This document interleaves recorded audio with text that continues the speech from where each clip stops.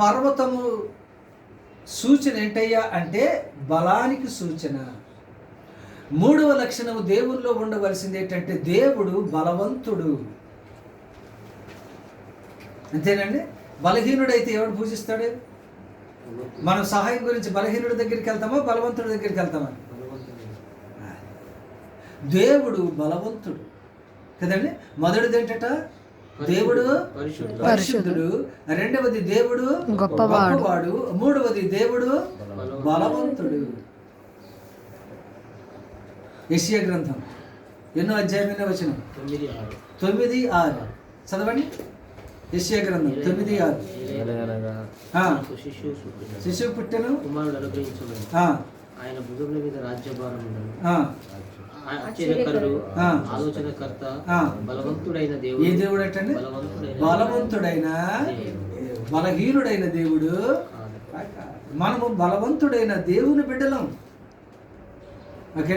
కొంతమంది పిల్లలు ఎదురికి వెళ్ళేటప్పుడు, ఉదాహరణకి మా సన్ని చిన్న ఉన్నప్పుడు ఎస్పీ గారి మనమడు, అలాగే మా సన్ని ఎస్పీ గారి మనమడు మా సన్ని కంటే 1-2 సంవత్సరాలు పెద్దాడు, మా సన్ని చిన్నాడు. వీళ్ళు కలిసి వీధిలో ఆడుకునేవాడు.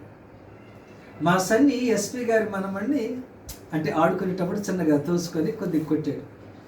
కొడితే ఆయన అన్నాడు, ఎవరు? ఎస్పీ గారి మనమడు, మా తాతయ్యతో చెప్పానంటే మళ్ళీ నీ సంగతి చూస్తానన్నాడు.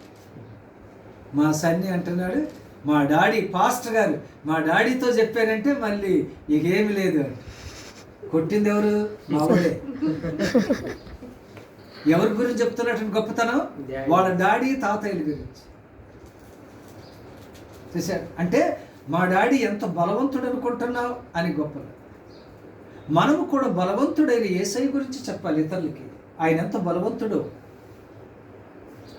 మనము చాలాసార్లు, కొన్నిసార్లు అంటే పాస్టర్ల దగ్గరే ఉంది బుద్ధి లేదు పాస్టర్స్.